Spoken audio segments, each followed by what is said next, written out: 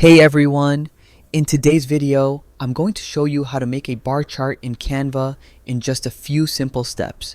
This is super useful for presentations, infographics, or reports when you want your data to really stand out. So yeah, let's dive right in. First, open up Canva and log into your account. On the home page, look at the left-hand panel and click on the Elements tab. This is where you'll find all sorts of graphics and tools, including charts. Now, in the search bar at the top of the Elements section, type in bar chart. Canva will show you a bunch of chart styles to choose from. Take a moment to browse through the options and pick one that matches the overall style of your project.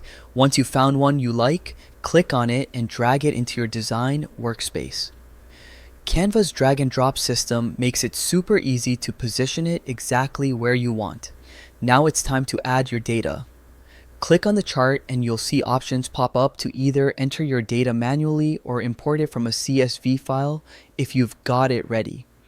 Adjust the categories, values, and colors until everything looks the way you need it to. As you customize, remember that the main goal of a bar chart is clarity. Double check that your axes are labeled correctly, your numbers are accurate, and the colors are easy to tell apart. Simple tweaks like these can make a huge difference in how your data is understood. And just like that, you've turned a blank page into a professional looking bar chart inside Canva.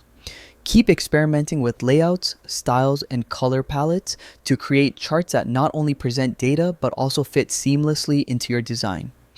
Thanks for watching. I hope this was helpful and I'll see you in the next tutorial.